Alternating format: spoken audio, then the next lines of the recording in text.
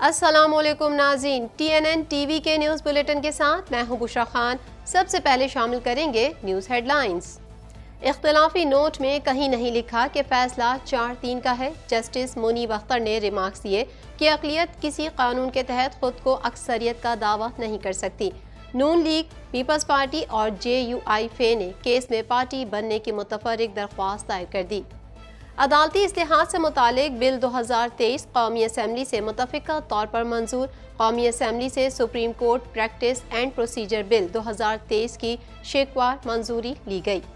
جج دھمکی کیس، عمران خان کے ایک بار پھر ناقابل ضمانت وارنٹ گرفتاری جاری، حاضری سے استثناء کی استدعا مسترد۔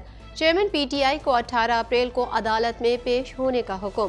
عمران خان کے وکیل کا کہنا تھا کہ عمران خان کی جان کو خطرہ ہے۔ IMF نے پیٹرول پر مجوزہ سبسڈی کی ابتدائی تجویز مسترد کر دی۔ IMF نے حکومت سے پیٹرول سبسڈی کا مکمل پلان مانگ لیا۔ IMF نے غریب طبقے کو زیادہ مؤثر ٹارگیٹڈ سبسڈی دینے پر زور دیا۔ کینیا کی حکومت نے ارشد شریف کے قتل سے متعلق سرکاری تحقیقاتی رپورٹ جاری کر دی۔ رپورٹ میں کہا گیا ہے کہ صحافی ارشد شریف کا قتل غلط شناخت کا نتیجہ تھا۔ قتل کی منصوبہ بندی کے شواہد نہیں ملے۔ آئندہ 24 گھنٹے میں پنجاب کے بیشتر شہروں میں گرج چمک کے ساتھ بارش کا امکان۔ شمالی بلوچستان مضبوط مغربی سسٹم کے زیر اثر آ گیا ہے۔ بلوچستان میں بارش کے بعد موسم سرد، کراچی میں ابر کرم کی پیش گوئی۔ کینیڈا کی وفاقی حکومت نے 2023 کا بجٹ پیش کر دیا۔ بجٹ میں مہنگائی میں کمی اور ماحول دوست معیشت پر توجہ دی گئی۔ ٹیکس اقدامات کی ایک رینج بھی متعارف کروانے کا اعلان۔ ٹورنٹو کی شہری پولیس کو ڈیفینڈ کرنے والوں کو ووٹ دیں۔ اونٹاریو کے پریمیئر کا کہنا تھا کہ TTC میں اس قدر پرتشدد واقعات پہلے کبھی نہیں دیکھے۔ سینکڑوں کل وقتی افسران کو ٹرانزٹ سسٹم میں گشت کرتے دیکھنا چاہتے ہیں۔ ٹورنٹو میں موسم بہار کی آمد کے باوجود سردی جانے کا نام ہی نہیں لے رہی۔ انوائرمنٹ کینیڈا کی جانب سے شہر میں برف باری کی پیش گوئی۔ ماہرین کے مطابق سرد موسم جمعرات اور جمعے تک جاری رہ سکتا ہے۔ تائیوان کی صدر سے ملاقات کی تو امریکہ جنگ کے لیے تیار رہے۔ چین کا کہنا ہے کہ تائیوانی صدر ہوٹل پر انتظار کے بہانے امریکی قانون سازوں سے ملاقات کریں گی۔ تائیوانی فوج کا کہنا ہے کہ قومی دفاع اور سالمیت کو یقینی بنائیں گے۔ روس یوکرین تنازع کو 24 گھنٹوں میں ختم کر سکتا ہوں۔ سابق امریکی صدر کا کہنا تھا کہ 2020 میں دوبارہ صدر منتخب ہو جاتا تو کبھی بھی جنگ نہیں ہوتی۔ یہ بھی ممکن ہے کہ ہم جنگ عظیم سویم میں چلے جائیں۔ ہیڈ لائنز آپ نے جانی اور اب خبریں تفصیل کے ساتھ۔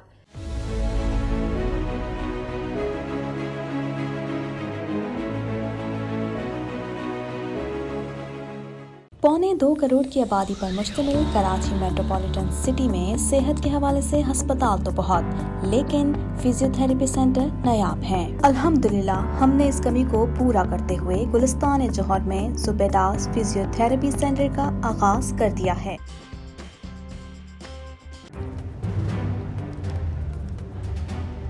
Islamic Finance TV, the only TV channel of the fastest growing Islamic economy in the world and the prime mover of Islamic finance news.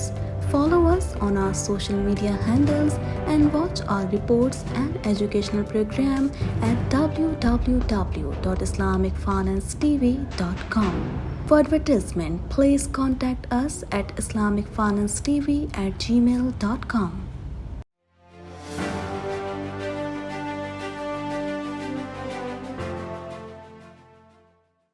Chief justice Umar Ata Bandial کی سربراہی میں سپریم کورٹ کے 5 رکنی بینچ نے پنجاب اور KP کے انتخابات ملتوی کرنے کے خلاف عمران خان کی درخواست کی سماعت کی۔ مزید تفصیلات اس رپورٹ میں۔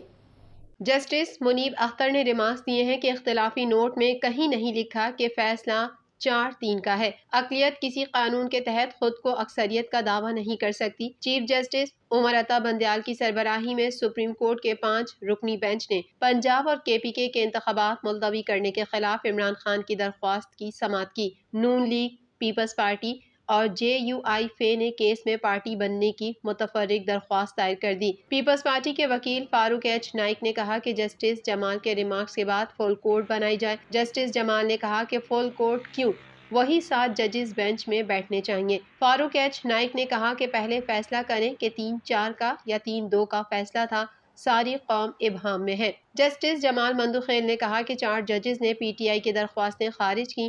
ہمارے حساب سے فیصلہ 4 ججز کا ہے۔ چیف جسٹس نے آج تک آرڈر آف دا کورٹ جاری نہیں کیا۔ جب آرڈر آف دا کورٹ نہیں تھا تو صدر مملکت نے تاریخ کیسے دی؟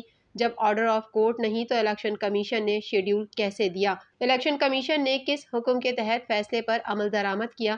الیکشن کمیشن کے وکیل سجیل سواتی نے جواب دیا کہ الیکشن کمیشن نے 1 مارچ کے فیصلے پر عمل درآمد کیا۔ عدالتی حکم کے بعد الیکشن کمیشن نے صدر سے رجوع کیا۔ صدر مملکت نے 30 اپریل کی تاریخ دی۔ کمیشن نے تاریخ مقرر کرنے کے بعد شیڈول جاری کیا اور انتخابات کی تیاریاں شروع کر دیں۔ آرٹیکل 224 کے تحت الیکشن 90 روز میں ہونا چاہیے۔ عدالتی آرڈر میں لکھا ہے کہ فیصلہ 3-2 سے ہے۔ 3-2 والے فیصلے پر 5 ججز کے دستخط ہیں۔ کمیشن نے فیصلے کے پیراگراف 14 اور ابتدا کی سطروں کو پڑھ کر عمل کیا۔ ممکن ہے کہ ہمارے سمجھنے میں غلطی ہوئی ہو۔ جسٹس منیب اختر نے ریمارکس دیے کہ کیا مختصر حکم نامے میں لکھا ہے کہ فیصلہ 4-3 کا ہے؟ 1 مارچ کے اختلافی نوٹ میں کہیں نہیں لکھا کہ فیصلہ 4-3 کا ہے۔ اختلاف رائے جج کا حق ہے، مگر اقلیت کس قانون کے تحت خود کو اکثریت میں ہونے کا دعویٰ نہیں کر سکتی؟ کھلی عدالت میں 5 ججز نے مقدمہ سنا اور فیصلے پر دستخط کیے۔ وزیر داخلہ رانا ثناء اللہ نے سپریم کورٹ کے باہر میڈیا سے گفتگو کرتے ہوئے کہا کہ عدالت سے انصاف اور ملک میں قانون کی حکمرانی کے لیے عدالت عظمیٰ کا کردار چاہتے ہیں۔ وزیر داخلہ کا مزید کہنا تھا کہ سپریم کورٹ کے پاس اخلاقی اتھارٹی ہے۔ جب سپریم کورٹ کے ججز آمنے سامنے ہوں اس وقت پارلیمنٹ کو اپنا کردار ادا کرنا چاہیے۔ اگر 2 اسمبلیوں کے الیکشن اس طرح سے ہوئے تو کوئی تسلیم نہیں کرے گا۔ انہوں نے کہا کہ اس سے پہلے جو ناانصافیاں ہوئیں لوگوں کو اس پر اعتراض ہے۔ ججز بھی کہہ رہے ہیں کہ فیصلہ 4-3 سے تھا۔ یہ عدالت کا اندرونی معاملہ نہیں ہے۔ آج بھی استدعا ہے سموٹو کو فل کورٹ کی طرف لے جایا جائے۔ عدالتی اصلاحات سے متعلق supreme court practice and procedure bill 2023 متفقہ طور پر قومی اسمبلی سے منظور کر لیا گیا۔ مزید جانیں گے اس رپورٹ میں۔ قومی اسمبلی کی قائمہ کمیٹی قانون و انصاف نے supreme court practice and procedure bill 2023 کی منظوری دے دی۔ عدالتی اصلاحات سے متعلق supreme court practice and procedure bill 2023 کی شکوار منظوری لی گئی۔ بل 2023 پر رائے شماری کی تحریک منظور کی گئی۔ محسن داوڑ نے بل میں ترمیم پیش کر دی اور وفاقی وزیر اعظم نذیر تارڑ نے ترمیم کی حمایت کر دی۔ محسن داوڑ نے کہا کہ کراچی کا نسلہ ٹاور بھی از خود نوٹس کی وجہ سے گرایا گیا۔ انہوں نے تجویز دی کہ ماضی میں 184/3 کے متاثرین کو 30 دن میں اپیل کا حق دیا جائے۔ اعظم نذیر تارڑ نے کہا کہ یہ ایک بار کی قانون سازی ہے، کوئی پنڈورا باکس نہیں کھلے گا۔ وزیر خارجہ بلاول بھٹو زرداری نے کہا کہ پاکستان میں ہم نے جمہوری آئینی بحران دیکھا اور ڈکٹیٹر کا مقابلہ کیا۔ پاکستان تاریخی مہنگائی اور معاشی بحران کا مقابلہ کر رہا ہے۔ روس یوکرین کی جنگ اور کورونا کے دوران عالمی معیشت پر بڑھتا دباؤ ہمارے ہاتھ میں نہیں۔ وفاقی وزیر قانون اعظم نذیر تارڑ نے کہا کہ سپریم کورٹ کے اندر سے بھی اس معاملے پر رائے کا اظہار کیا گیا، ایک فیصلے پر اختلافی نوٹ کی شکل میں، اور یہ محسوس کیا گیا کہ وقت ہے پارلیمان اپنا کردار ادا کریں۔ اعظم نذیر تارڑ نے کہا کہ کل قومی اسمبلی نے کہا کہ کوئی ایسا قانون نہ بنائے جس کو چیلنج کیا جائے۔ بل کو غور کے لیے کمیٹی کے سپرد کیا گیا اور بل کا مقصد ہے کہ اعلیٰ ترین عدالت میں شفاف کارروائی ہو۔ یہ بل بار کونسلز اور شراکت داروں کا پرانا مطالبہ تھا۔ بار کونسلز کا کہنا تھا کہ 184/3 کے بے دریغ استعمال کو روکا جائے۔ پہلے اپیل کے حق سے افراد محروم تھے، اب اسے بل میں شامل کیا گیا ہے۔ اعظم نذیر تارڑ نے کہا کہ بل میں ترمیم کی گئی، عدالتوں میں زیر التوا کیسز پر بھی اپیل کا حق حاصل ہوگا۔ بل میں نئی ترمیم کے تحت آئینی قانونی معاملات میں بینچ کم سے کم 5 ججز پر مشتمل ہوگا۔ بل میں تجویز دی گئی کہ سپریم کورٹ کے 3 سینئر ترین ججز پر مشتمل کمیٹی از خود نوٹس کا فیصلہ کرے گی، جبکہ از خود نوٹس کے فیصلے پر 30 دن کے اندر اپیل دائر کرنے کا حق ہوگا۔ اپیل دائر ہونے کے 14 روز کے اندر سماعت کے لیے مقرر کرنی ہوگی اور از خود نوٹس لینے کے بعد سماعت بھی 3 رکنی بینچ کرے گا، جبکہ اس حوالے سے اکثریت کا فیصلہ قابل قبول ہوگا۔ قانون کی منظوری کے بعد سپریم کورٹ یا ہائی کورٹ کا کوئی بھی فیصلہ یا دیگر کوئی بھی قانون اس پر اثر انداز نہ ہو سکے گا۔ قومی اسمبلی کی قائمہ کمیٹی کے اجلاس میں supreme court practice and procedure bill 2023 جائزے کے لیے پیش کیا گیا تھا۔ قائمہ کمیٹی قانون و انصاف نے اضافی ترامیم کے ساتھ بل متفقہ طور پر منظور کیا۔ قائمہ کمیٹی سے منظوری کے بعد آج قومی اسمبلی میں پیش کیا جائے گا۔ ڈسٹرکٹ اینڈ سیشن عدالت نے خاتون جج دھمکی کیس میں عمران خان کی آج حاضری سے استثناء کی درخواست مسترد کرتے ہوئے ان کے ایک بار پھر ناقابل ضمانت وارنٹ گرفتاری جاری کر دیے ہیں۔ مزید احوال اس رپورٹ میں۔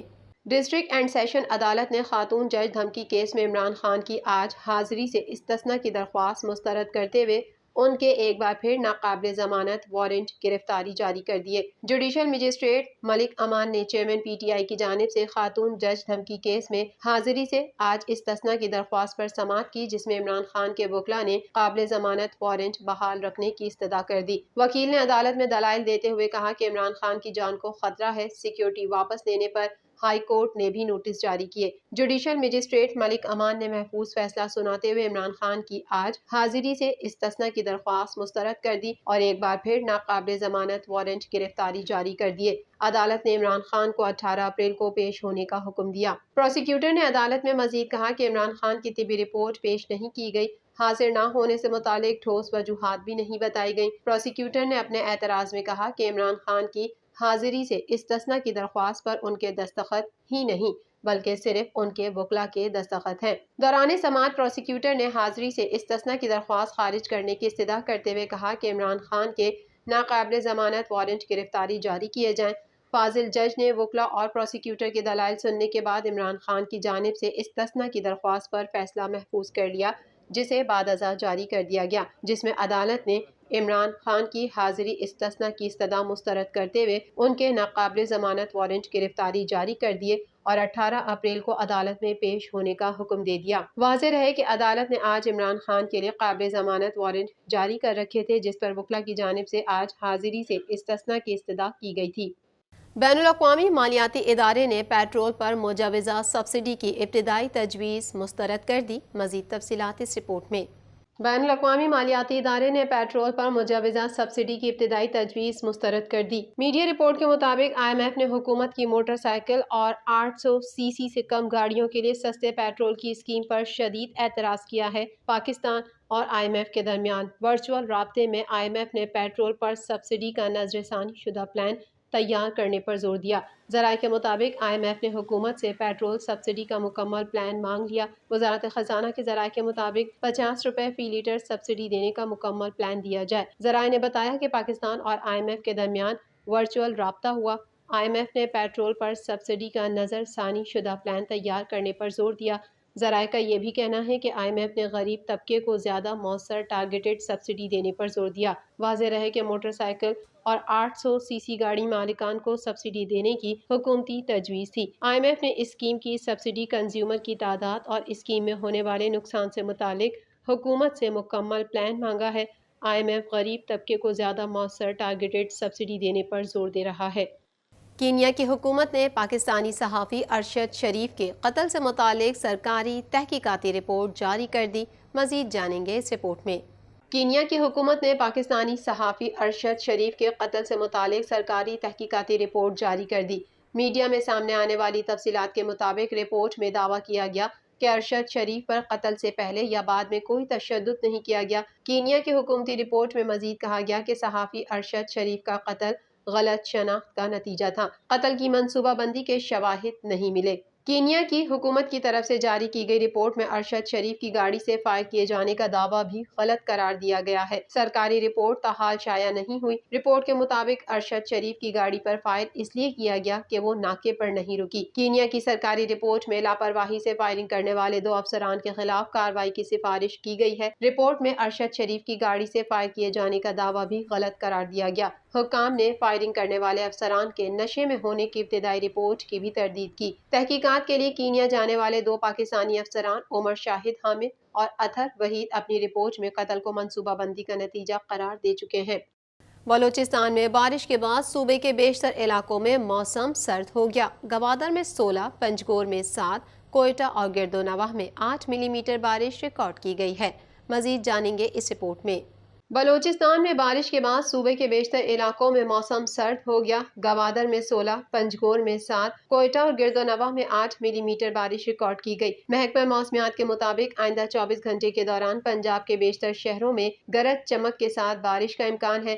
محکمہ موسمیات کے مطابق اگلے 24 گھنٹوں میں کوئٹہ، روب، قلات، خضدار، چمن، قلعہ سیف اللہ، قلعہ عبداللہ اور سبی میں تیز ہواؤں اور گرج چمک کے ساتھ بارش کا امکان ہے۔ نصیر آباد، دلبدین، بارکھان اور نوکنڈی میں بھی گرج چمک کے ساتھ بارش کی توقع ہے۔ محکمہ موسمیات کا کہنا ہے کہ شمالی بلوچستان مضبوط مغربی سسٹم کے زیر اثر آ گیا ہے۔ بیشتر علاقوں میں موسلا دھار بارش کا سلسلہ جاری ہے۔ پی ڈی ایم اے کے مطابق مختلف اضلاع کے برساتی نالوں میں سیلابی صورتحال کا خدشہ ہے۔ سیلاب متاثرہ علاقوں میں ژالہ باری کا بھی امکان ہے۔ کوئٹہ میں درجہ حرارت 22، قلات میں 19، سبی اور تربت میں 30 سینٹی گریڈ ریکارڈ کیا گیا، جبکہ نوکنڈی، گوادر اور جیونی میں درجہ حرارت 28 سینٹی گریڈ رہا۔ کوئٹہ کی ہوا میں نمی کا تناسب 55% ہے۔ دوسری جانب کراچی میں بھی آج شام اور رات میں ہلکی بارش کا امکان ہے۔ محکمہ موسمیات کے مطابق آج شہر کا موسم جزوی طور پر ابر آلود رہے گا۔ کراچی شہر کے مختلف علاقوں میں کہیں بوندا باندی اور کہیں ہلکی بارش متوقع ہے۔ ٹھٹھہ، تھرپارکر، بدین اور سندھ کے بالائی اضلاع میں بھی ہلکی بارش کا امکان ہے۔ محکمہ موسمیات کے مطابق لاہور، مری، گلیات، راولپنڈی، اٹک، چکوال، جہلم، خوشاب، میاں والی، سرگودھا، گجرانوالہ، گجرات، حافظ آباد، منڈی بہاؤالدین، سیالکوٹ، نارووال، فیصل آباد، ٹوبہ ٹیک سنگھ، جھنگ، قصور، شیخوپورہ اور گردونواح میں تیز ہواؤں اور گرج چمک کے ساتھ بارش ہو سکتی ہے۔ اس دوران چند مقامات پر ژالہ باری بھی متوقع ہے۔ گزشتہ 24 گھنٹے کے دوران لاہور کا درجہ حرارت 26 سینٹی گریڈ ریکارڈ کیا گیا اور ہوا میں نمی کا تناسب 71% رہا۔ آئندہ 24 گھنٹے کے دوران لاہور کا درجہ حرارت 26 سے 28 سینٹی گریڈ کے درمیان رہنے کا امکان ہے۔ مزید خبریں بھی بلیٹن کا حصہ ہوں گی اس بریک کے بعد۔